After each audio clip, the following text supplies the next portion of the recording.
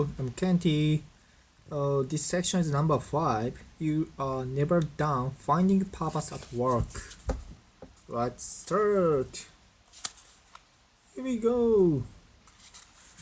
So, do you dread going into the office on Monday morning? Maybe a new boss has entered the equation, creating a rift between how you once felt and how you feel now. Perhaps your company has recently been acquired and the culture has changed. Maybe you simply have outgrown your role and are bored to tears in your cubicle. I have found it that whether or not we enjoy our work often boils down to how our job fits with our sense of purpose. Where we work, the role we hold, our broader sense of purpose, all three are subject to change.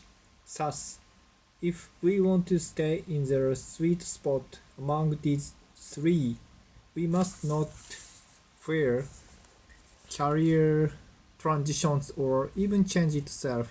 Indeed, we must seek them out. Having a sense of purpose in our life is critical to well-being. In fact, in a longitudinal study, researchers found that people who demonstrate a sense of purpose in their lives have a 15% lower risk of early death. Having a sense of purpose in our roles at work is equally important, and yet it's not enough to find that sense of purpose once. You have to continually find it as circumstances and you change it. I'm cautious and alert and mindful that the battle is not won yet. Is how Celine Scherinder, an executive at basin maker Sanofi Posture, describes staying on this running journey. I will not fall into complacency no matter what. I will continue to hone myself. In 2001, Scheringer landed a position in France at the company. To date, she has occupied positions in human resources, product development, and stakeholder engagement. She moved to Boston in 2015 to focus on quality innovation. I would be fine myself as a person under construction. She told me, I'm always trying to enrich my experience by adding bits of pieces wherever I go. I experiment in my roles and push for comfortableness to eventually gain new knowledge out of each situation. Scheringer's story shows that you don't have to quit your company to stay engaged. However, sometimes a more radical change is needed. Consider the story of Mana Ionescu. She worked hard to climb the ladder at the US-based company she worked for, and she was in line for the director role. But Ionescu was frustrated by the transactional nature of her work. Creativity was minimal.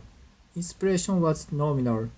There must be more to my working life than just sitting here making money and not actually making an impact. She thought. She decided to leave her organization and founded Lightspan Digital, a digital marketing company based in Chicago that specializes in special media, email, and content marketing. Ionescu recognized that she had to take charge of both her personal life and her working life. And even since she has been living and working with a sense of purpose, it's up to each of us to know when to make that leap. Try this exercise. At the end of the workday, Jot down approximately how much time you spent in each of the following three mindsets. Job mindset. When someone has a job mindset, they resort to a paycheck mentality, performing their duties in return for compensation and not much else. Career mindset. This mindset occurs when an individual is focused on increasing or advancing their salary, title, power, team size, or sphere of control. Purpose mindset. Feeling passionate, innovative, and commitment are hallmarks of this mindset, as is having an outward-looking focus on serving the broader organization or key stakeholders. Here, your professional purpose feels aligned with your personal purpose. Keep a log for a couple of weeks and see whether you fall into one of these mindsets more than the others. If the job and career mindset total more than 50% of your time, that may be a warning sign that you need to restate or redefine your personal purpose. No one lives in the purpose mindset all the time, but spending too much time in the career or job mindset is destructive. You are starting to be dissatisfied with your job, and these mindsets can end up farming your reputation, chances of promotion, and long-term prospects. While everyone should be trying to develop and grow, focusing too much on your career or your paycheck can lead to bad behavior such as uh, bearing and selfishness, or simply trying to exert too much control over others. Before that happens, seek a new role and perhaps a new organization that rebalances your equation. If you have never created a personal declaration of purpose, now is the time. A declaration of purpose is a simple statement about how you will decide to live each and every day. Make it succinct, specific jargon, free, and expressive. Your statement ought to be personal and it should integrate your strengths, interests, and core ambitions. Here's mine. We are not here to see through each other. We are here to see each other through. For more on a personal declaration of purpose, see chapter 6 of this book. Take into account all three types of purpose: personal, job, and organization.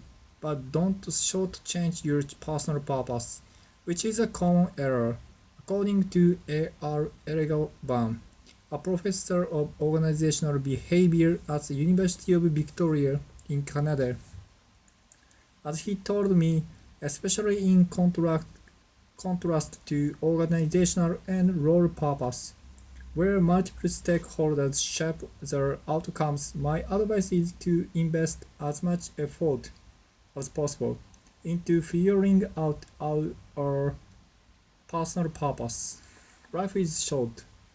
You deserve to work in a role and for an organization where your personal purpose shines, but you cannot leave it up to the organization, your boss, or your team. It really does come down to your defining and enacting your purpose. Thank you.